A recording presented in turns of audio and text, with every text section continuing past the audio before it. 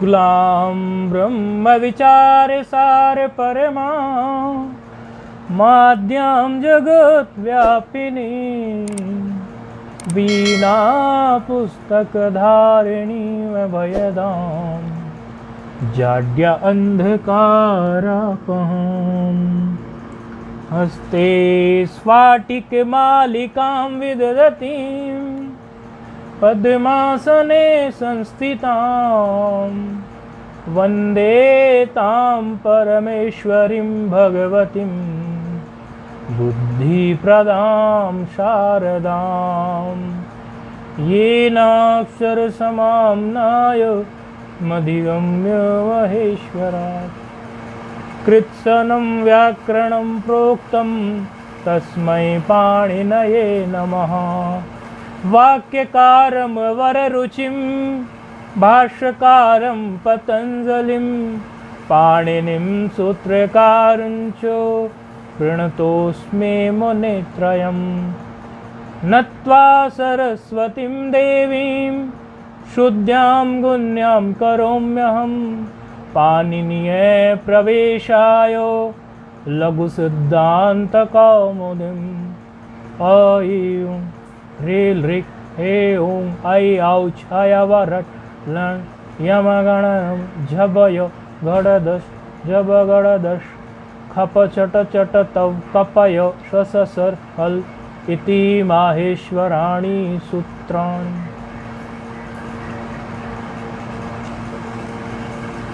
धर्म संप्रदाय अलग अलग हो सकते हैं, मान्यताएं अलग अलग हो सकती है, लेकिन एक बात सब में उभयनिष्ठ है, कॉमन है। एक बात, प्रार्थना को सभी ने स्वीकारा है, चाहे यीशु वाले हों या अल्लाह वाले हों। अल्लाह का तो रूप बनाया था आपने, अम्बा अक्का अल्लाह है अम्बा केवल, या फिर वो जैन हो, बौद्ध हो, कोई भी हो, नास्तिक दर्शन वाले हो, षड दर्शन अपने आस्तिक हो, या जैन बौद्ध इत्यादि नास्तिक दर्शन हो, या कोई भी हो, प्रार्थना को प्रत्येक संप्रदाय ने स्वीकारा है। प्रार्थना का बड़ा भारी महत्व है। मंगलाचरण जब आप करते हैं तो एकदम मंगलाचरणमय हो जाएं और मंगलाचरण में इस प्रकार डूब जाएं कि आपकी प्रार्थना एकदम फलीभूत हो। पाणिनीय प्रवेशाय लघु सिद्धांत कौमुदीम्, बिल्कुल ग्रंथकार की प्रतिज्ञा है। नत्वा सरस्वतीं देवीं शुद्ध्यां गुण्यां करोम्यहं पाणिनीय प्रवेशाय लघु सिद्धांत कौमुदीम्। ग्रंथकार की प्रतिज्ञा है। ग्रंथकार ने जो ग्रंथ लिखा है लघु सिद्धांत कौमुदी, गुरु के टक्कर पर एकदम ग्रंथ लिखा है। गुरु जी का ग्रंथ सिद्धांत कौमुदी और लघु सिद्धांत कौमुदी लिखना और फिर अप्रूव कराना और गुरु जी से फिर आशीर्वाद ले लेना तो साधारण नहीं है। ग्रंथकार, उन्होंने मंगलाचरण लिखा है, वो फलीभूत होगा। और माँ सरस्वती की वंदना, ये सब जो प्रार्थनाएं हम करते हैं ये फलीभूत होती हैं।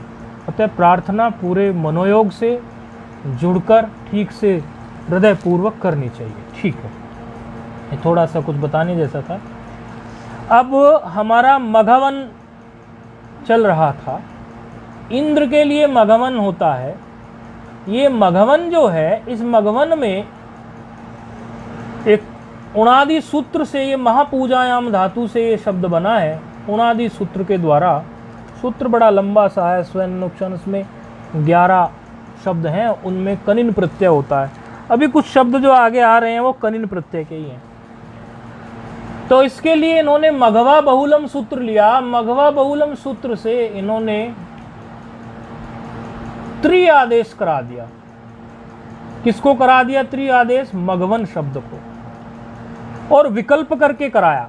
अर्थात एक पक्ष में त्रि आदेश होगा तो मघवत त्रि, और एक पक्ष में मघवन ही रहेगा। और त्रि में ये संशय पैदा हुई थी कि ये तो अनेकल हो सकता है, तो फिर कहा था कि नानुबंध कृतम अनेकालत्वम, नानुबंध कृतम अनेकालत्वम, ना अनुबंध कृतम, अर्थात अनुबंध को देखकर अनेकालत्व की कल्पना नहीं करनी चाहिए। अनुबंध हटाने के बाद देखना चाहिए कि अनेक अल है कि नहीं है। तो त्रि में ऋकार जबित होगा तो तकार मात्र बचेगा, तो वह अनेकल नहीं है, इसीलिए वो उसके लिए अनेकाल से सर्वस्या नहीं, बल्कि आप वहाँ पर अलो अंतस्य से ही आप इसके अंतिम वर्ण को कर दीजिए, नकार के स्थान पर तकार आदेश कीजिए, तो मगवत हो गया था। मगवा बहुलन त्रि आदेश करने आया था विकल्प से। मगवत में फिर सु की स्थिति में एक विशेष सूत्र हम लेके चले थे, क्योंकि मगवत में जो तकार है उसमें ऋकार इत हुआ है, तो ये कैसा हो गया, उगित हो गया, क्योंकि ऋकार जो है वो उक प्रत्याहार के अंतर्गत आता है। उक प्रत्याहार में उ री और री, आ उ री री, ये सब के से प्रत्याहार से देखते हैं, आउ यूण में चलते हैं, तो उ रील री ये 3 वर्ण आते थे, तो ये उगित हो गया, इसको उगित कहेंगे। इसमें उकार ऋकार ऋकार इत हो जाए उसको उगित कहेंगे। उसके लिए विशेष सूत्र लाए थे, ये सूत्र आगे भी प्रयोग होने वाला है, जो भी उगित इनको मिलेगा वहां प्रयोग में होगा। तो सूत्र क्या था, उगिदचाम सर्वनाम स्थाने अधातो हो, सर्वनाम स्थान में काम करेगा, और अधातो हो जो धातु नहीं हो ना, धातु इति अधातु में कार्य करेगा। अधातो हो क्या हो गई, धातु से बना ना, धातो हो तो षष्ठी हो गई ना, अधातो हो। पंचमी और षष्ठी एक जैसी बनती ना, अधातो हो, धातु से आपने बनाए थे ओकारांत शब्दों के रूप।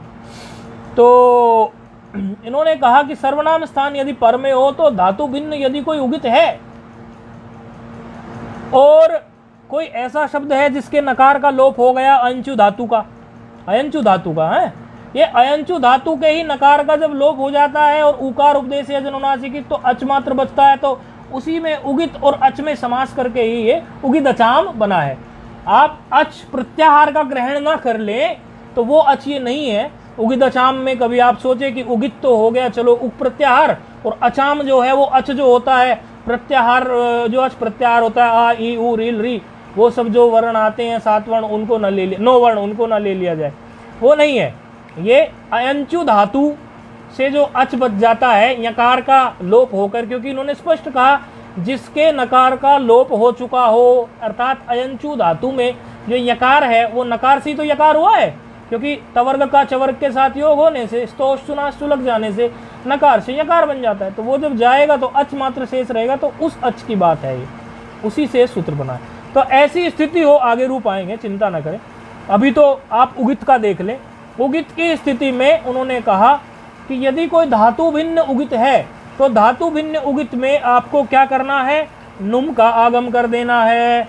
तो नुम का आगम सर्वत्र होता चला गया था, तो नुम का आगम हमने इसमें किया, नुम का आगम करने से हमने रूप सिद्धि कर ली थी। मघवान मघवंतौ, मघवंतः मघवंतम मघवंतौ, यहाँ तक नुम का आगम प्राप्त हुआ था, क्योंकि यहाँ पर नुम का आगम केवल सर्वनाम स्थान पर रहते ही नुम का आगम था, तो आगे फिर नुम का आगम था नहीं, आगे मगवत, तो मगवत शब्द था तो मगवत दंशस में अस तो मगवतः ऐसे, फिर टा का आ मगवता ऐसे, और जलाम जसो अंते लगा दिया मगवत भ्याम, क्योंकि यहाँ जलाम जसो अंते पद संज्ञा मांगता है, तो पद संज्ञा करके स्वादिश्य सर्वनाम स्थाने से पद संज्ञा हुई, तो मगवत भ्याम ऐसे बन गया, मगवत भी ऐसे बन गया, मगवते, फिर मगवता मगवता, ये सब रूप आपने सिद्ध कर लिए थे। और संबोधन में हे मघवन इसलिए बना क्योंकि सर्वनाम स्थाने जा संबुद्ध हो, तो दीर्घ केवल असंबुद्धि में करता है, संबुद्धि में नहीं करता। विशेष बात यहाँ कुछ ऐसा, कई ग्रंथकार ऐसा मानते हैं, कई टीकाकार, कि वैसे तो इसमें 2 प्रकार के विचार हो सकते हैं, यदि आप नहीं भी मानो तो भी चल सकता है। जैसे आप मगवंत है तो उसमें नकार जो है पहले नश्य पदांतस्य झली से, क्योंकि तकार झल पर में है, और ये अपदांत में नकार, मगवन का जो नकार है वो अपदांत है, अभी पद बना नहीं, तो क्या मिला उसको, वो नकार पहले अनुस्वार बदल गया, और अनुस्वार से फिर अनुस्वार से यही पर सवर्ण से वह अनुस्वार फिर से नकार बदल गया। अब एक तरह से आप देखो तो रूप में कोई परिवर्तन आया नहीं, फिर भी रूप तो मगवंत हो ही रहा। तो फिर इसमें प्रश्न ये खड़ा हो जाता है कि भाई ऐसा तो कई बार हुआ कि रूप वही रह गया घूम घाम के, लेकिन फिर भी आप करते आए, तो यहाँ ऐसा विचार क्यों प्रस्तुत कर रहे हैं कि मान लो या ना मान लो। तो वो इसलिए कह रहे हैं कि व्याकरण में एक स्वर प्रक्रिया का भी भेद होता है। किसी वर्ण के साथ क्या स्वर चल रहा है और दूसरे वर्ण के साथ क्या स्वर चल रहा है, उदात्त अनुदात्त ये सब, तो उसमें कोई परिवर्तन होता है।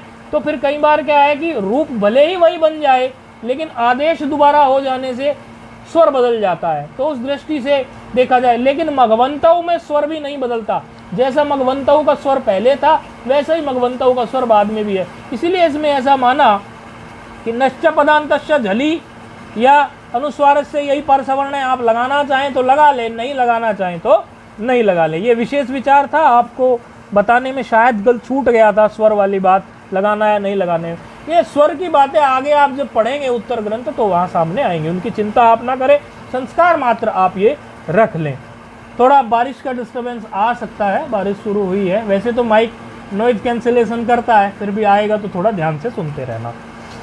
अब मघवन शब्द में जिस पक्ष में त्रित्व नहीं हुआ अर्थात त्रि आदेश नहीं हुआ, उस पक्ष में मघवन शब्द रहा। मघवन शब्द रहा तो उसकी सर्वनाम स्थान में तो राजन शब्दवद प्रक्रिया हो जाएगी। राजन शब्दवद आप जानते हैं, मघवन लेंगे, सू लेंगे, सकार बचेगा, उपधा को दीर्घ करेंगे, उपधा को दीर्घ करने के बाद सर्वनाम स्थाने का संबुद्ध, और उसके बाद में सकार का लोप कर देंगे, नकार का फिर आप न लोप है प्रातिपदिकांतस्य से हो जाएगा। इस प्रकार शब्द जो है वो जैसे राजन का राजा बना था ऐसे इसका मघवा बन जाएगा। और प्रथमा विभक्ति के द्विवचन में इसका मघवानौ बन जाएगा राजन शब्दवत, क्योंकि सुट में तो वही चलेगा मघवान का, मघवन का। फिर प्रथमा बहुवचन में मघवानः, फिर द्वितीया एक वचन में मघवानम, फिर प्रथमा, फिर द्वितीया बहुवचन में, द्वितीया द्विवचन में मघवानौ। लेकिन अब सर्वनाम स्थान जब पर में नहीं है अर्थात सु औ जस तक, सु औ जस अम आउट, सुट हो गया कंप्लीट, उसके बाद में जब हमारा आता है मघवान धन शस, तो शस में रह गया अस, तो मघवान धन शस की स्थिति में अर्थात मघवान धन अस की स्थिति में नया सूत्र प्रस्तुत होता है। श्व युव मघो नाम तद्धिते, श्व युव मघो नाम तद्धिते, श्व युव मघो नाम तद्धिते।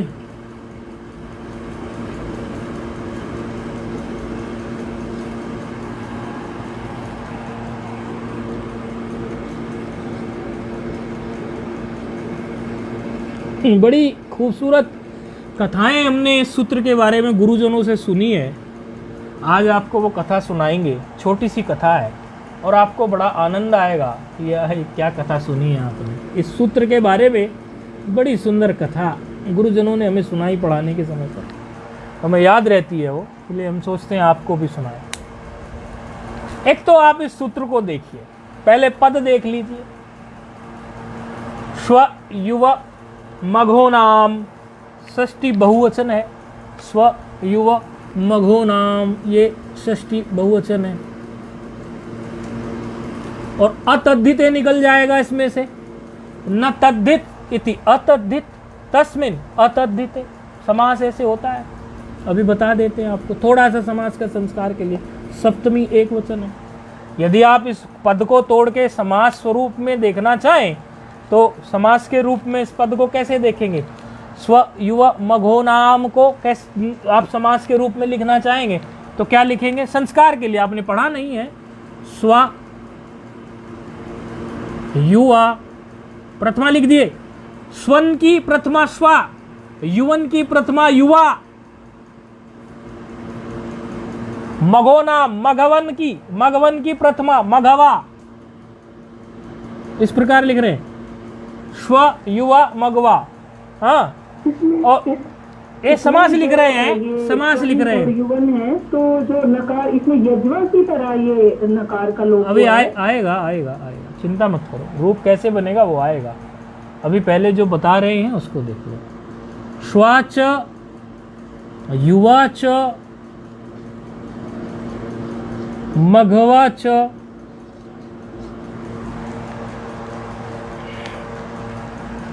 स्वच राजन में कैसे लोप हुआ था वैसे करो ना। जब बताया कि राजनवत चलेगा तो फिर यजवन क्यों घुसा दिया इसमें?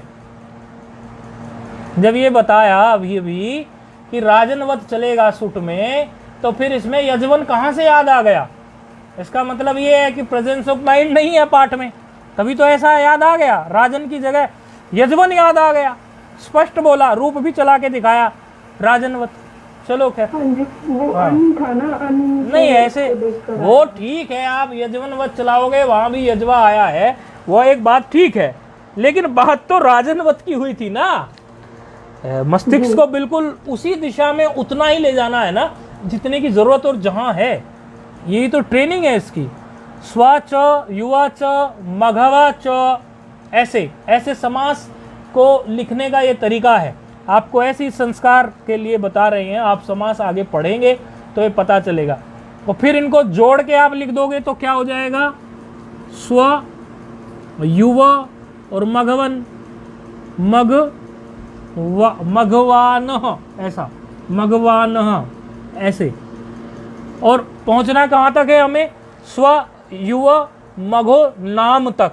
तो ये क्या है? षष्ठी। तो षष्ठी की कोई बात लिख दो। तो षष्ठी की बात क्या लिख देंगे? स्वाचे, युवाचे, मघवच, स्व, युव, मघवानः, तेषाम। तेषाम, ये समास के संस्कार के लिए आपको ये ऐसा बताया, तेषाम। फिर इसकी षष्ठी लिख दो। अब जो ये षष्ठी थी, स्व, युवा, मघो, नाम। अब बोर्ड पे हमारे जगह नहीं है, तो यहाँ यदि डिस्प्ले करने वाले करना चाहेंगे तो ये स्व, युवो यहाँ पर मघो, नाम कर देंगे। इस तरह तो इसका समास है। और ये है इतरेतर द्वंद्व। इतरेतर द्वंद्व समास बोलते हैं इसको। और न तद्धिता इति अतद्धिता, अतद्धित है ना, न तद्धिता इति अतद्धिता तस्मिन, क्योंकि अतद्धिते तक जाना है तो पुल बनाओ तस्मिन का, तस्मिन अतद्धिते। तो इस प्रकार ये होता है। खैर, सूत्र क्या कह रहा है? ये तो समास का आपको संस्कार देने के लिए बता दिया, इससे घबराने की जरूरत बिल्कुल भी नहीं है। सूत्र क्या कह रहा है? अनंता नाम, अर्थात जिनके अन शब्द हों, जिनके अंत में। अनंत का प्रकरण चल भी रहा है। इनंत के लिए हमने बताया था, इन हन पूषार यमनाम, पहले पढ़ के आया, इन हन पूषार यमनाम पढ़ के आया। वो इनंत और हनंत की बात करता था, पूषा और अर्यमन की बात करता था। तो यहाँ पर अभी जो बात कर रहे हैं वो अनंत की कर रहे हैं, क्योंकि प्रकरण तो अभी नकारांत ही चल रहा है, और नकारांत में ही दोनों बनते हैं। अनंत भी बनेगा, इनंत भी है, तो दोनों नकारांत ही। तो क्या कह रहे हैं? अनंता नाम, किसी का नाम अनंत हो और उसकी यदि आप षष्ठी बना दोगे तो क्या बनेगा? अनंता नाम। अनंता नाम, अनंता नाम। और अनंता नाम भानाम एशाम, भानाम मतलब भाई संजगा नाम, भाई संजगा नाम। एशाम संप्रसारणम, क्या कहना चाह रहे हैं? संप्रसारणम। और कब हो वो? जब तद्धित पर में हो, अतद्धित पर में हो।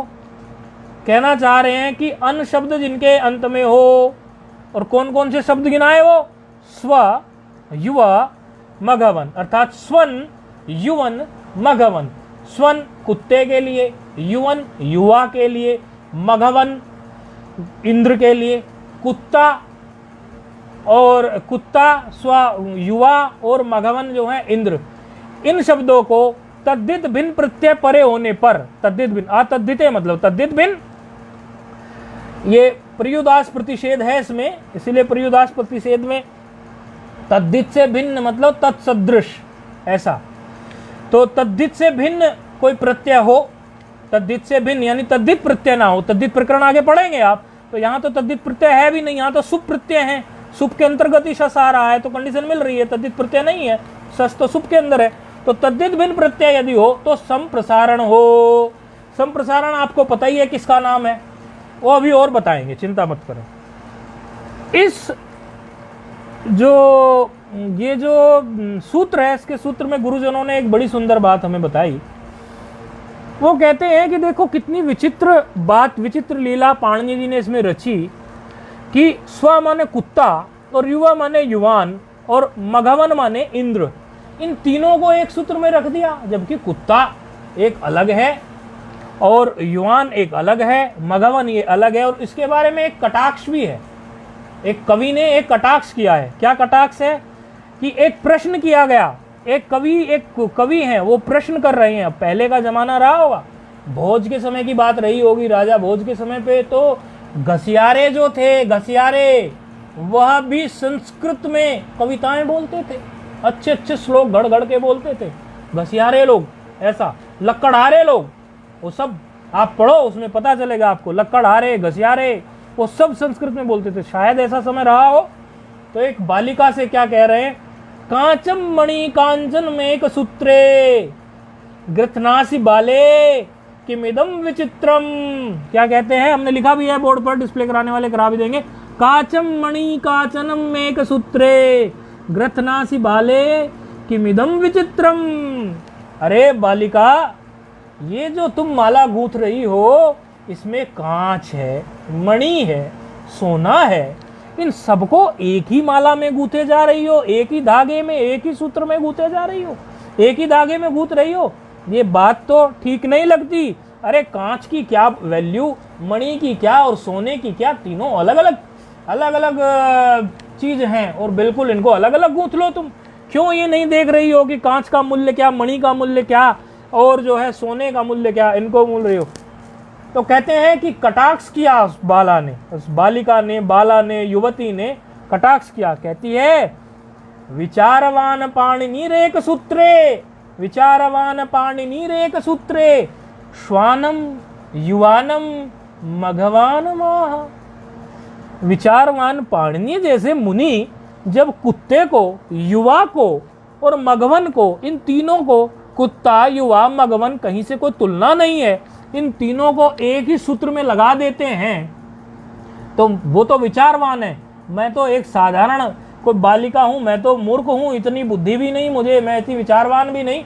उन जैसे पाणिनि जैसे विचारवान ने विचारवान पाणिनि रेक सूत्रे स्वानम युवानम मघवान माह, उन्होंने जो है कुत्ते को, इंद्र को और जो है उन्होंने उसके साथ साथ युवा को, तीनों को एक ही सूत्र में गढ़ दिया। अलग अलग सूत्र नहीं रख सकते थे। ये एक व्यंग है। अब इसमें कई पक्ष हैं। अब इसमें कई लोग जब इस पर कुछ ऐसा विचार करते हैं, वो कहते हैं कि पाणिनि जी ने कुछ खास विचार नहीं किया, ये पाणिनि जी पर व्यंग है। अब इसी को जब गुरु परंपरा से प्राप्त होता है ये सूत्र, और जब गुरु इसको अपने ढंग से घटाते हैं तो वो क्या बताते हैं, जो हमने गुरुजनों से सुना है कि ऐसा क्यों किया पाणिनि जी ने। बोले पाणिनि जी शिक्षा देना चाहते हैं, पाणिनि जी इस सूत्र के माध्यम से कुछ शिक्षा देना चाह रहे हैं।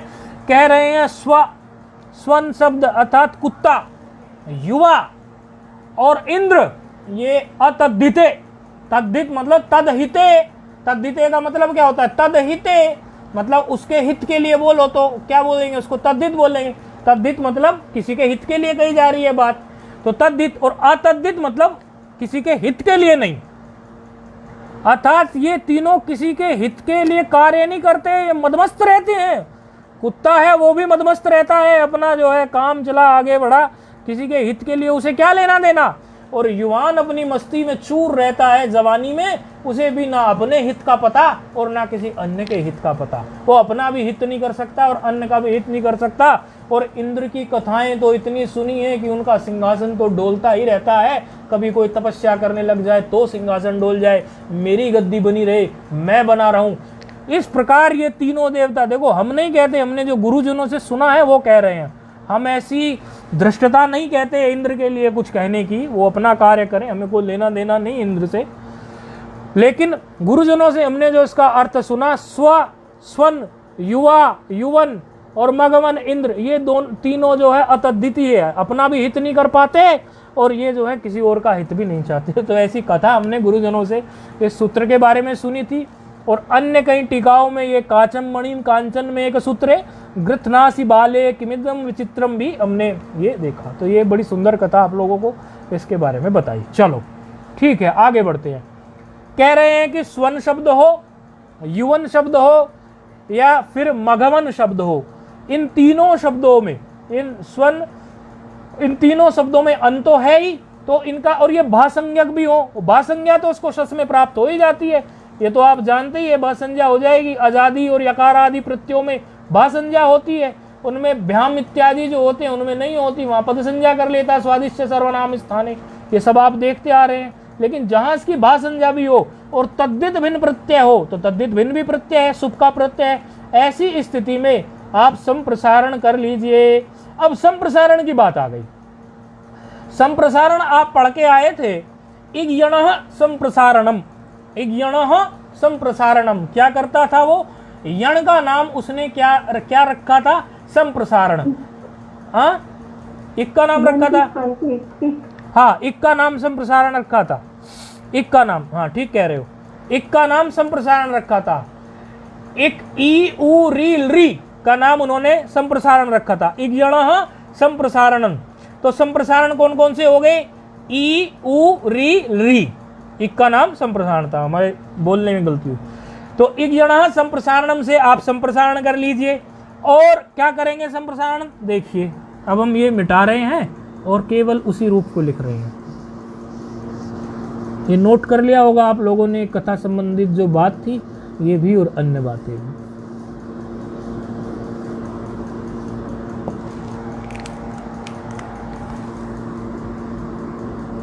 मघवन धन सस का बचा अस,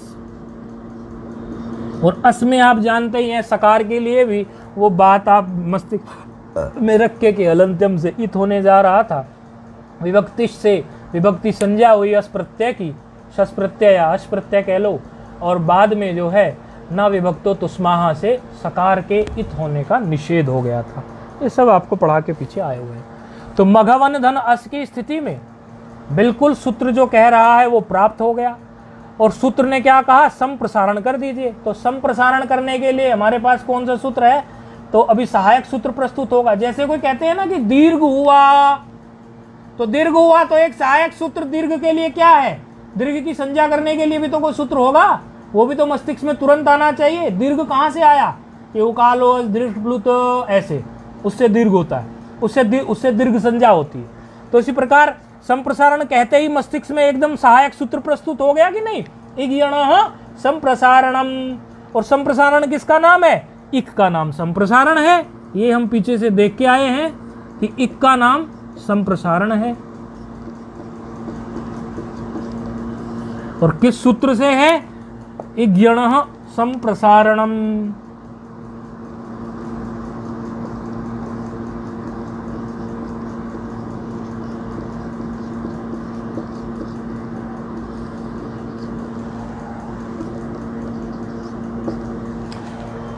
ठीक है, अब क्या करोगे? संप्रसारण। संप्रसारण का मतलब हो गया, वकार है यहाँ पर यण का, तो यण का वकार, यण के स्थान पर तो संप्रसारण होता है ना एक, तो वकार है यहाँ संप्रसारण, संप्रसारण करने जैसा, क्योंकि यण के स्थान पर ही एक होगा, तो वकार को कर दीजिए। अब वकार के स्थान पर किसको बैठाएंगे? वो आप इको यणची से देख के आए हैं। वकार के स्थान पर यदि इक बैठाना हो संप्रसारण, तो ई उ रील री 4 है। अब उसमें से कौन से को बैठाएंगे? ऊ को बैठा देंगे। तो मग और वकार की जगह कौन बैठ गया? अब उकार। समझ में आ रहा है ना? मग ऊ ना, नकार ऐसा कैसा है? बैठ गया। और पर में अस चल रहा है ऐसे ही। अब मग ऊ अन धन अस की स्थिति में मग ऊ और अन भी तो बचेगा ना, क्योंकि वकार उत्तरोत्तर अकार तो था ना, तो अन बचा है। मग ऊ अन धन अस की स्थिति हो गई। ऐसी स्थिति में अब आप संप्रसारण च सूत्र आप पढ़ के आए हैं। संप्रसारण च सूत्र क्या कहता है कि इसमें आपको पूर्व रूप कर लेना चाहिए। पूर्व रूप किसमें होगा? जो संप्रसारण हुआ है और उससे पर में जो आपके सामने ये आकार बैठा हुआ है, इन दोनों में पूर्व रूप हो जाएगा। पूर्व रूप होने से क्या हो जाएगा? ये ऊ और आ में जब पूर्व रूप करेंगे तो ऊ ही हो जाएगा। तो क्या हो जाएगा? पूर्व रूप उन बन जाएगा। उस हिसाब से आप ये, तो ऊ पूर्व रूप होकर पूर्व रूप हो गया ऊ। इसके बाद किससे हो गया? संप्रसारणाच से। और फिर ऊ में और घकार उत्तरोत्तर आकार में, ऊ में और घकार उत्तरोत्तर आकार में आप क्या कर लेंगे? आध गुणा लगा लेंगे, तो रूप क्या बन जाएगा? मघोन। रूप क्या बनेगा? मघोन। और मघोन में फिर जब अस मिला देंगे तो क्या हो जाएगा? मघोनस। और सकार को ससज रू विरामो अवसानम, खर अवसान विसर्जनीय, तो फाइनल रूप क्या बन गया? मघोनः। समझ में आ गया ना?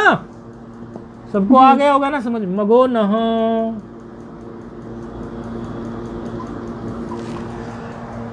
सामान्य शुद्ध सामान्य था, इज्ञण संप्रसारण से वकार को उकार कर दिया, फिर उसको पूर्व रूप कर दिया संप्रसारण च से।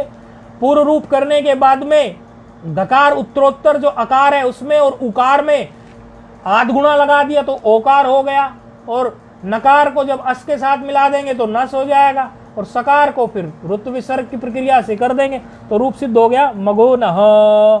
अब इसी में मेहनत करनी थी।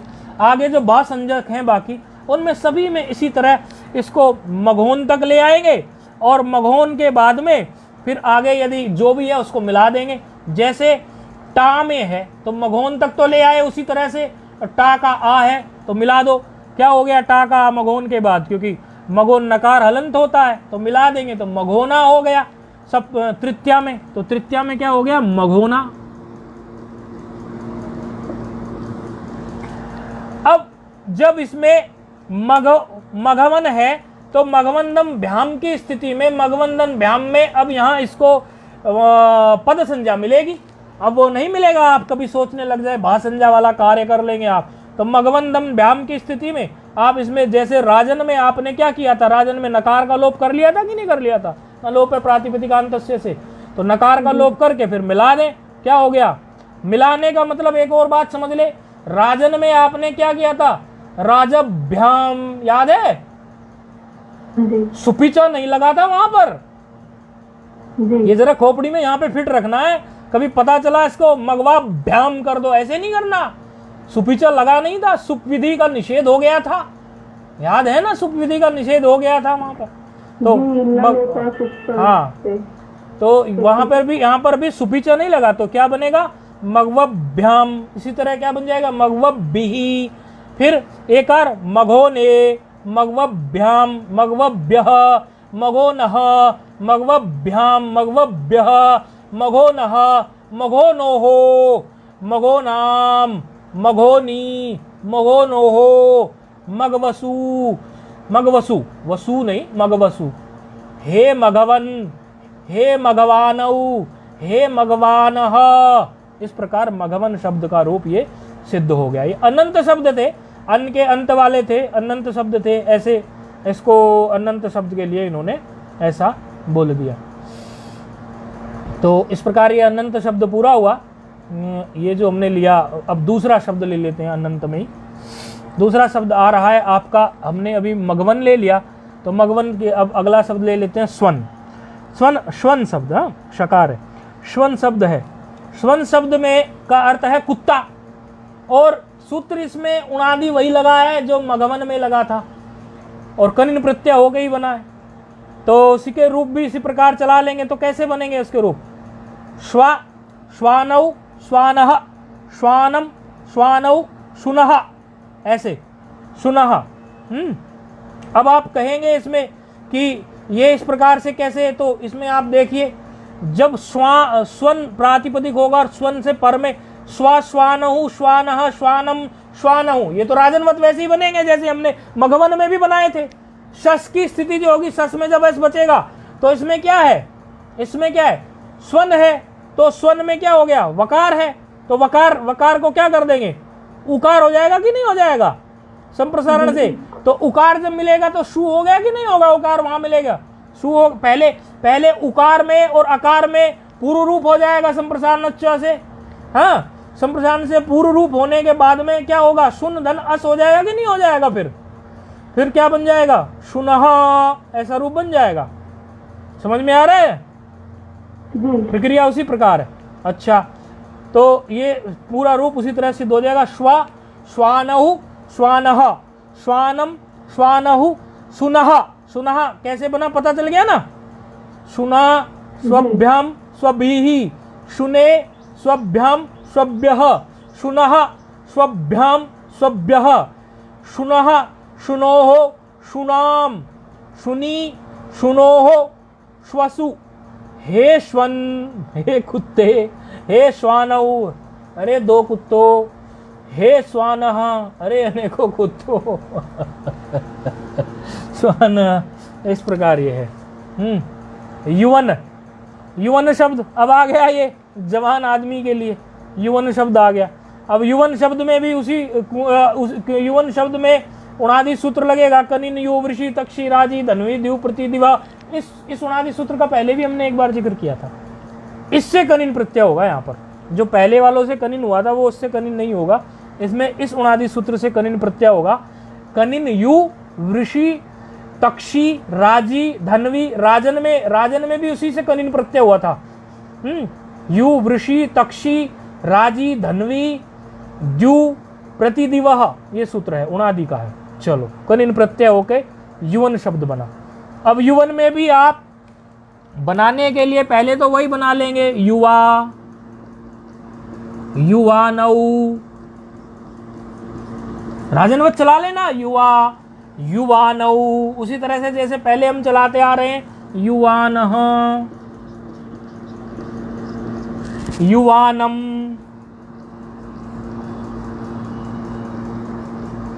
युवानौ। शस में कार्य होता है विशेष, तो शस की स्थिति में भय संज्ञा प्राप्त होती है, तो शस की स्थिति में फिर युवन धन शस, तो शस की स्थिति में सूत्र हमारा वो प्रस्तुत हो जाता है।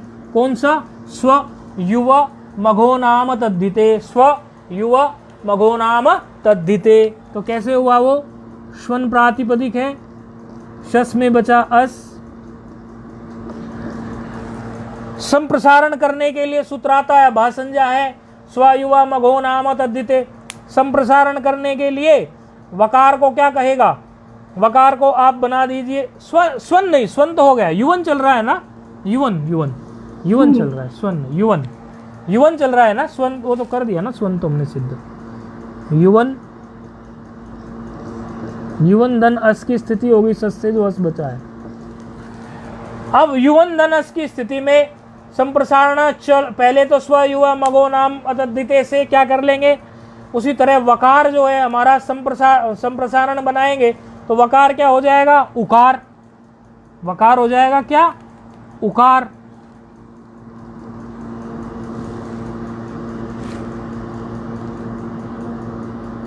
ठीक है, वकार क्या हो जाएगा?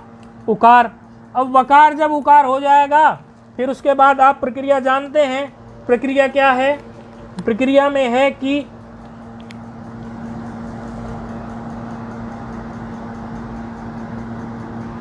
संप्रसारणाच से, क्योंकि पर में अब अन रह गया, वकार उत्तरोत्तर आकार भी तो रह गया, अन।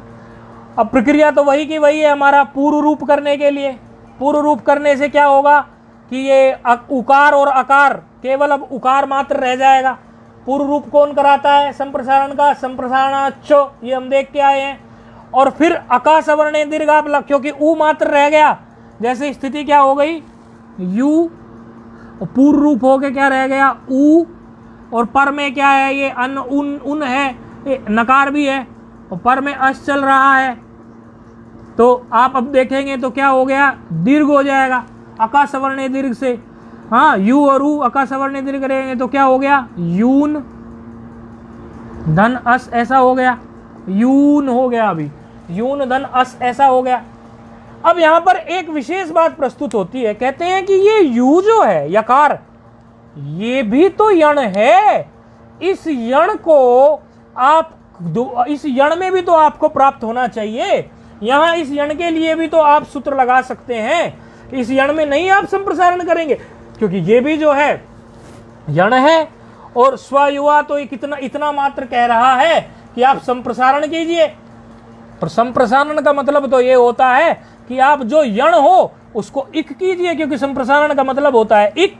तो इक जो है वो यण के स्थान पर होता है, तो वकार यण में था वो तो आपने कर दिया, लेकिन यकार भी यण में है, इसको आप संप्रसारण करके यकार को इकार क्यों नहीं कर देते? ऐसा भी तो करना चाहिए आपको। इस प्रकार का जो है एक विकल्प खड़ा हो जाता है, इस प्रकार का एक विचार खड़ा हो जाता है। तो उसके लिए एक निषेध सूत्र पाणिनि जी को बनाना पड़ा, ताकि ये यकार इकार ना बन जाए संप्रसारण होके। इसके लिए एक विशेष सूत्र जो है, निषेध सूत्र जो है, वह प्रकट हो रहा है। न संप्रसारणे संप्रसारणम, न संप्रसारणे संप्रसारणम, न संप्रसारणे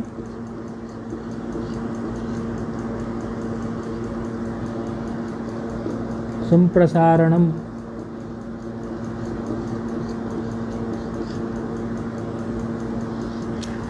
न संप्रसारणे संप्रसारणम 6 1 कितना है 37 पद तो बड़े आसानी से आप लोग अब देखना जान ही गए होंगे, कौन से पद कितने पद हैं सूत्र में, ये तो आप पकड़ना आप जान ही गए होंगे। संप्रसारणे एक पद है, सप्तमी का पद है, संप्रसारणम एक पद है, प्रथमा का पद है, न अव्यय है। 3 पद है, संप्रसारणे सप्तमी का पद है, संप्रसारणम प्रथमा का है, न अव्यय है। सूत्र क्या कह रहा है? संप्रसारणे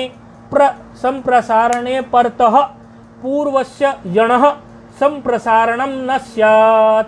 क्या कह रहा है? संप्रसारणे परतः पूर्वस्य यण संप्रसारणम न स्यात्। संप्रसारण यदि संप्रसारणे परतः मतलब यदि पर में संप्रसारण हो पहले से, संप्रसारण का हो गया हो पहले से, ऐसा कोई संप्रसारण होने लायक वर्ण हो या संप्रसारण हो गया हो पहले से ही संप्रसारण हो चुका हो, तो ऐसी स्थिति में जो पूर्व में यण हो, पूर्व में जो यण हो उस यण को संप्रसारण मत करना। अर्थात जो संप्रसारण हो चुका पर में उससे पूर्व में यदि यण हो तो उस यण को संप्रसारण मत करना। इति यकारस्य नित्वम, कह रहे हैं यही इस सूत्र से यकार को इकार नहीं होगा, इसलिए इस सूत्र से जो यकार को इकार हो सकता था वो नहीं होगा। अतएव ज्ञापकाद अंत्यस्य यणः पूर्वम संप्रसारणम, क्योंकि ये हो रहा है यहाँ पर कि अंत्य यण, अब यहाँ जो है पर में ये भी सिद्ध हो रहा है कि जो प्रथम अंत्य यण है उसको संप्रसारण ही करना चाहिए, प्रथम यण को ही जो प्रथम अंत्य यण है उसको संप्रसारण कर लीजिए। अर्थात जो पूर्व में जो बैठा हुआ है उसको संप्रसारण नहीं करना है, निषेध कर दिया इसने। संप्रसारण यदि पर में हो, संप्रसारण यदि पर में हो चुका हो तो पूर्व यण को संप्रसारण ना हो। इसका मतलब क्या हुआ? ये यकार ऐसा ही रह जाएगा, इसको संप्रसारण नहीं होगा। और जब संप्रसारण नहीं होगा तो स्थिति क्या हो गई हमारी? यून धन अस मिला दोगे तो क्या हो गया? यूनस, ऐसा हो गया यूनस, और यूनस से क्या सकार, उसी तरह से रुत्व विसर्ग होगा तो रूप क्या सिद्ध हो गया हमारा? यूनः। क्या रूप सिद्ध हो गया? यूनः। प्रथमा द्वितीया, द्वितीया बहुवचन यूनः। इसी तरह आप प्रक्रिया जो है यून तक ले आएंगे सारी और फिर आजादी विभक्तियों में मिलाते चले जाएंगे। टा में यू ना, इस तरह गे में यू ने, फिर गसी और गस में यू नह, यू नह, ऐसे एक जैसे रूप बन जाते हैं ना द्वितीया के बहुवचन के जैसे ही। फिर गी में यू नी, फिर आम में यू नाम, फिर ओस में यू नो हो, दोनों ओस में हो गया। और फिर वो अब यहाँ अब जो हलादी विभक्ति है वहाँ उसी तरह से युवन की प्रातिपदिक संज्ञा तो है ही, और पद संज्ञा हो गई स्वादिष्ट सर्वनाम स्थाने से। यहाँ दीर्घ नहीं होगा, ध्यान रखना, यहाँ उकार दीर्घ नहीं हुआ। क्यों? क्योंकि दीर्घ करने के लिए कोई संप्रसारण का ऊ था ही नहीं। संप्रसारण जब यहाँ हुआ ही नहीं तो संप्रसारण से ही तो उकार निकल के आता था और उस उकार से दीर्घ होके यू हुआ था। लेकिन यहाँ ऐसा नहीं होगा भ्याम भिस इत्यादि में, तो वहाँ क्या बन जाएगा? नकार का लोप होके युवभ्याम युवभि। समझ में आ रहा है फोन पर? युवभ्याम युवभ्यः, युवभ्याम युवभ्यः, इस तरह से। और सु की स्थिति में भी क्या बन जाएगा? युवा सु। उच्चारण कर लेंगे युवा, युवानौ, युवानः, युवानम, युवानौ, यूनः। देखो युवा, युवानौ, युवाना, युवानम, हर्ष उकार, युवानौ हर्ष उकार, फिर यूनः, यूना, फिर हर्ष आ गया, युवभ्याम युवभि, फिर दीर्घ आ गया, यूने, फिर हर्ष आ गया, युवभ्याम युवभ्यः, फिर दीर्घ आ गया, यूनः, फिर हर्ष आ गया, युवभ्याम युवभ्यः, फिर दीर्घ आ गया, यूनः, यूनोहो, यूनाम, यूनी, यूनोहो, यू, फिर हर्ष आ गया, युवसु, हे युवन, हे युवानौ, हे युवन, हे युवानौ, हे युवानः। इस प्रकार ये युवान का रूप सिद्ध हुआ। अब आगे एक शब्द आ रहा है अर्वा। अर्वन है, प्रातिपदिक क्या है? अर्वन। ऋगतौ धातु से बनता है। ऋगतौ धातु होती है, भवादिगण में पढ़ेंगे आप, परस्मैपदी है और इससे बनता है ये, इसमें वनि प्रत्यय है तो अर्वन शब्द बनता है, अर्वन।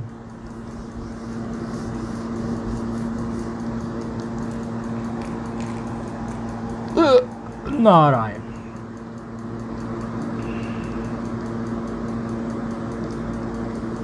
शब्द है अर्वन।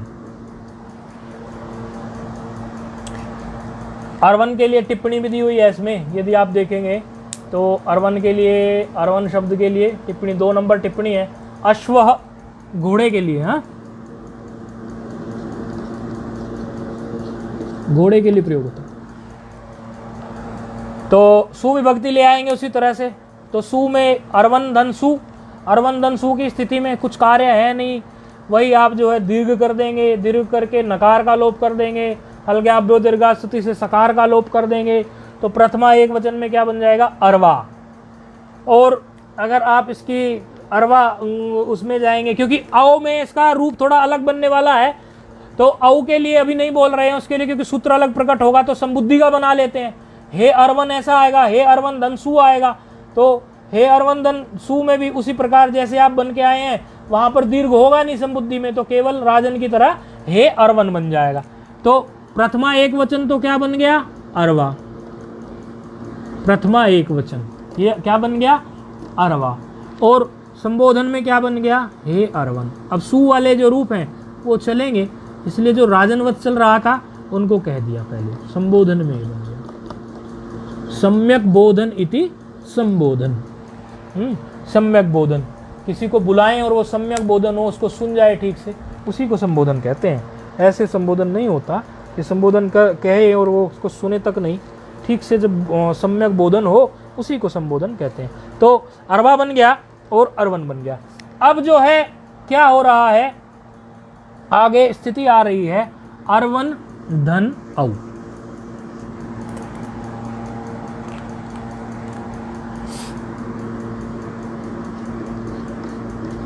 अरवन धन औ की स्थिति में देखो, कभी कभी आजादी विभक्तियों में भी कुछ विशेष कार्य मिल जाते हैं, तो हमेशा ऐसा नहीं होता, लेकिन प्राय आजादी विभक्तियां बनाने में सूत्र ज्यादा प्रयोग में आते नहीं। लेकिन प्राय का मतलब ये नहीं होता कि सदैव, प्राय का मतलब ये होता अधिकतर। प्राय मतलब अधिकतर, कभी कभी लेकिन दूसरा भी कुछ होता है। तो एक सूत्र प्रस्तुत हो रहा है, अर्वणस्त्र सावनयः। आवरणस्त्र सावनयः।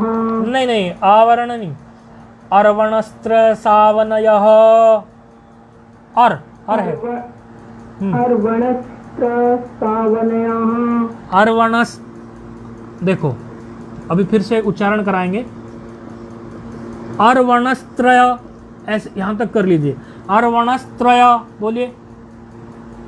अर्वणस्त्रय सावनयः। सावनयः।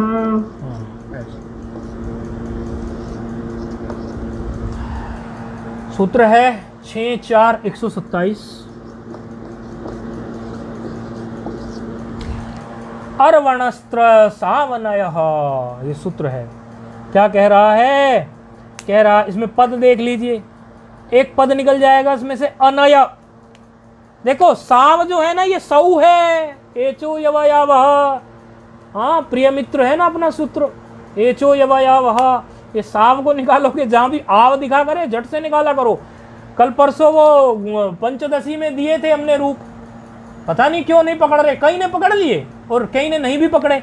आव दिखता है, अव दिखता है, आय दिखता है, अय दिखता है, और पर में अकार दिखता है, यानी अच कोई दिखता है, तो झट से एचो यवयावह से इसको निकाल लिया करो। तो साव दिख रहा है तो सौ निकाल लो इसमें से, इस तरह से। तो क्या है सौ, तो वो अलग बात है कि पूरा निकालोगे तो असौ निकलेगा, क्योंकि त्रय में जो आकार है वो भी निकलेगा, लेकिन वैसे तो अभी यहाँ के हिसाब से तो सौ निकालो, साव को सौ कहेंगे। अच्छा, पद देख लेते हैं, अब पूरा निकाल लेते हैं ठीक से। अनयः निकल जाएगा इसमें से षष्ठी का एक, अनयः षष्ठी निकल जाएगी, षष्ठी एक वचन निकल जाएगा। क्या?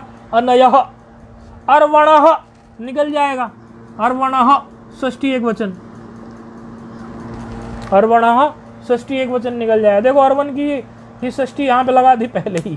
तो एक गुरुजी हमें बोलते थे कि पांडे जी कभी कभी बड़े मज़ेदार बात करते हैं। मैंने कहा क्या करते हैं गुरुजी? तो बोले ये जिस ट्रेन से टायर लाते, जिस ट्रेन में टायर लगाने हो ना, ये उसी ट्रेन, जिस ट्रेन में पहिए लगाने हो ना, उसी ट्रेन से पहिए ले आते हैं। अच्छा, बोले जिस सूत्र में वो रूप सिद्ध हो रहा हो उसी में उसको पहले ही प्रयोग कर डालते हैं। ऐसे बड़ा मजा आता है, याद आ जाती है गुरुजी की बात। तो अर्वणः निकल गया इसमें से षष्ठी का, अनयः निकल गया इसमें से षष्ठी का, असहु निकाल दो इसमें से षष्ठी का, सप्तमी का। असहु तो सप्तमी है ना, असहु सप्तमी हो गई ना जी। सु की सप्तमी होती है ना सौ, ऐसी असु की सप्तमी सौ बन जाएगी। और त्रि प्रथमा का, तो 1 2 3 4 पद है इसमें। अब अर्थ कर लेंगे, बड़ा आसान है। सप्तम्यांत है तो कुछ पर में रहने की बात होगी, सु के पर में रहे। सौ है सु की सप्तमी, तो सु के पर में रहने की कोई बात होगी। षष्ठी है तो षष्ठी किस किस में है? अर्वण में है और नय में है। नय तत्पुरुष समास का नय है और अर्वण इस अर्वण शब्द की है। तो थोड़ा इंट्रोडक्शन जैसा सा हो गया सूत्र को देखने से। अब सूत्र का जब वृत्ति देखेंगे तो पूरा खुल जाएगा। सूत्र को देखते ही, क्योंकि पहले सूत्र से ही पढ़ा करते थे, वृत्ति नहीं थी, अष्टाध्यायी क्रम से ही पढ़ते थे, तो सूत्र देखते ही आइडिया हो जाना चाहिए। और जब क्रम से पढ़ते हैं तो आइडिया हो भी जाता है। लेकिन अभी भी आप यदि पदच्छेद करना जानते हो तो थोड़ा आइडिया तो अभी भी हो ही जाता है। क्या होने जा रहा है अभी? क्या कह रहे हैं? नय रहितस्य, नय रहितस्य, अर्थात जिसमें नय तत्पुरुष समास ना हो, नय रहितस्य, ऐसा नया नय रहित हो, जो नया तत्पुरुष समास से रहित हो, ऐसे अर्वन शब्द को नय रहितस्य अर्वन, देखो तोड़ के पढ़ रहे हैं, नय रहितस्य अर्वन, ऐसे नित्यस्य अंगस्य, नित्यस्य अंगस्य, त्रि इति अंतादेशो ना तो सौ। क्या कहना चाह रहे हैं? ना तो सौ मतलब सु में ना हो, ऐसा बोला। ना तो सौ मतलब सु में ना हो, ना तो किंतु के लिए होता है, किंतु ना हो, ऐसा ना हो, इसके लिए ना तो लिखते हैं। तो क्या लेकिन कह देते हैं कई बार, वो तो वाक्य की तारतम्यता के हिसाब से बन जाती है बात। कह रहे हैं नए समास से रहित अर्वन शब्द हो, ऐसा जो अंग हो उसको त्रि ये अंतादेश होता है। तो अंतादेश ये नकार को त्रि बैठाने के मूड में थे, लेकिन क्या कह दिया यहां पर? ऐसा कब हो? परंतु सु परे होने पर नहीं होता। अर्थात यदि सु परे होता तो नहीं होता, लेकिन यहां सु परे है ही नहीं, यहां तो औ परे है। तो क्या कह रहे हैं? नए से रहित, नए तत्पुरुष समास। यदि अर्वन शब्द में नए तत्पुरुष समास कर देंगे तो क्या बन जाएगा? अनर्वन। हाँ, जब हल पर में होता है और नए तत्पुरुष समास से नकार जोड़ना हो तो सीधे सीधे अकार लगा देते हैं। तो और जब हमारा जो है अच का कोई वर्ण पर में हो तो अन लगाकर उसको बनाते हैं। तो अर्वन शब्द में अकार अच का है तो उसका नए तत्पुरुष समास से बनाएंगे तो उसका अनर्वन बन जाएगा। तो नए तत्पुरुष समास से रहित हो, ये तो नए तत्पुरुष समास का है नहीं, अनर्वन है ही नहीं, अर्वन है। क्योंकि अनर्वन में भी अर्वन तो मिलता ही ना, तो उसकी बात हम नहीं कर रहे हैं, ये कहना चाह रहे हैं सूत्र में कि अनर्वन की बात हम नहीं करना चाह रहे हैं। अर्थात नए तत्पुरुष समास का जो अनर्वन हो उसकी बात नहीं, केवल अर्वन की बात कर रहे हैं। अर्वन ऐसा जो अंग हो उसको त्रि आदेश हो जाए, त्रि अंतादेश। और कब? सु परे ना हो। तो सु तो परे है भी नहीं भाई, तो हमें क्या दिक्कत है? सु तो परे है भी नहीं तो आपको इसकी चिंता करने की कोई बात नहीं है। और त्रि के बारे में आप बड़ी सुंदर बात पीछे से पढ़ के आए हैं, नानुबंधम कृतम अनेकालत्वम, अर्थात अनुबंध को हटाकर ही उसको देखना चाहिए, नहीं तो अनेक अल समझ लेंगे आप। यानी तकार है वो, त्रि का जब तक रिकार आप अनुबंध लोप कर देंगे तब आपका जो तकार बच जाएगा वह आदेश जो है अनेक अल नहीं एक अल बचा। तो तकार आदेश कर दीजिए, क्या बन गया? नकार के स्थान पर तकार हो गया आदेश। वर्तमान सूत्र अर्वणस्त्र सावन से अर्वत, समझ आ रहा है ना? हाँ जी, हाँ जी। अर्वत हो गया, अर्वत धन औ। अब ये तकार देखो उगित है कि नहीं है? उकारित में भी क्या हुआ है? उकारित हुआ कि नहीं हुआ है? त्रि था, उकार नहीं, वो मतलब रिकार, रिकारित हुआ है। तो ये भी उगित है कि नहीं है? तो ठीक है, उगित होते ही तो कौन सूत्र प्रस्तुत हो जाता है? उगितचाम सर्वनाम स्थाने अधातो हो, हो जाता है कि नहीं प्रस्तुत। उगितचाम सर्वनाम स्थाने अधातो हो, क्या कहता है, नुम का आगम करा देता है। और नुम का आगम तो आप जानते ही हैं, अंतिम अच के पर में बैठता है। तो अर्व के अर्व में रेफ उत्तरो, अर्व में वकार उत्तरोत्तर जो आकार है उससे पर में जब बैठाएंगे तो यहाँ देखो प्यारा प्यारा नुम बैठ जाएगा और नुम का नकार मात्र बैठ जाएगा। और पकार में पर में तकार है, इधर नकार हलंत हो गया, इधर तकार हलंत हो गया। इस तरह का रूप अभी बन गया, इस तरह का रूप अभी हो गया। और फिर औकार है, फिर वही बात कहते हैं, बोले देखो इसमें आप नहीं देख रहे हो, अभी पीछे बता के आए थे नश्च पदांतस्य झली प्राप्त है, क्योंकि नकार से पर में झल है। तो फिर से वही प्रक्रिया आप लगा के देख लीजिए, नश्च पदांतस्य झली से नकार को अनुस्वार और फिर अनुस्वार से यही पर सवर्ण से अनुस्वार को नकार कर लीजिए। प्रक्रिया में कोई फर्क नहीं होने वाला, रूप सिद्धि में भी कोई फर्क नहीं होगा, लेकिन प्रक्रिया समझ लेनी चाहिए। तो क्या बन गया फिर, अरवंतौ, समझ में आ गया ना रूप, अरवंतौ, रूप क्या बन गया, अरवंतौ। औ की स्थिति में क्या विशेष बात हुई, औ की स्थिति में त्रियंतादेश हो गया और उगितचाम सर्वनाम स्थाने धातु लग गया। उसके बाद में नकार और तकार की को देखकर क्या लग गया, नश्च पदांतस्य झली, और नकार जब अनुस्वार बन गया क्या लग गया सूत्र, अनुस्वार से यही पर सवर्ण है, फिर से नकार बन गया। बाकी सब रूप आप सिद्ध कर लेंगे अजाति विभक्तियों में, उसी तरह होंगे अजाति विभक्तियों में। और जहां पर आपको जो है समझो ये नुम का आगम नहीं हुआ है, वहां पर नुम का आगम ना होने से अर्वत ही बच जाएगा, क्योंकि अरवा तो बना चुके थे। अरवंतौ नुम का आगम है, नुम का आगम उगितचाम सर्वनाम स्थान है, सर्वनाम स्थान में अरवंतौ, अरवंतः, अरवंतम, अरवंतौ हो गया। और फिर शस में क्या, अस, और अर्वत है, कोई आगम होना नहीं है, कुछ नहीं होना है, सीधे होना है अस में अर्वतः।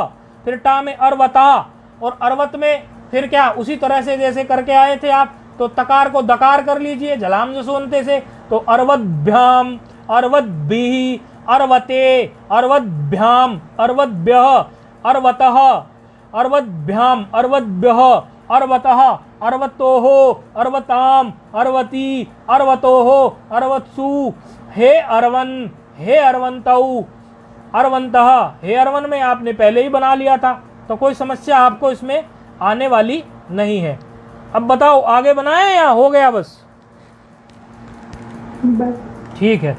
तो अभी जो है कल अनाध्याय रहेगा, और अभी चूंकि गुरु पूर्णिमा उपलक्ष्य में व्यस्तता हो जाएगी। वैसे तो कल का ही एक ही अनाध्याय पढ़ रहा है, कल का, नहीं तो 3 अनाध्याय सामान्य जो होते हैं वही 3 अनाध्याय, लेकिन कल का एक्स्ट्रा अनाध्याय इसलिए होगा क्योंकि गुरु पूर्णिमा महोत्सव में व्यस्तता हो जाएगी। जो भी हम गुरु जी का पूजन करेंगे, हमारा कोई पूजन करेगा, तो ये व्यस्तता हो जाएगी। हम अपने गुरु जी का पूजन करेंगे, जो हमें गुरु जी मानते हैं वो हमारा पूजन करेंगे, तो ये पूरी सीक्वेंस ही चल पड़ती है ऊपर नीचे की। ये तो परंपरा है हमारी, कृष्ण भगवान का पूजन करते हैं और कृष्ण भगवान अपने गुरु जी का पूजन करने जाते हैं, ये तो परंपरा प्राप्त है हमें भगवान से। तो उसकी व्यस्तता हो जाएगी, उस व्यस्तता से इसलिए अब जो पाठ चलेगा वो पाठ गुरु पूर्णिमा के बाद की जो तिथि होगी तभी चलेगा। ओम पूर्णमदः पूर्णमिदं पूर्णात् पूर्णमुदच्यते पूर्णस्य पूर्णमादाय पूर्णमेवावशिष्यते। ओम शांति शांति शांति। गुरु पूर्णिमा की सभी को बहुत बहुत बधाई हो और सभी लोग अपने गुरुजनों का पूजन करें, आनंद में रहें। प्रणाम।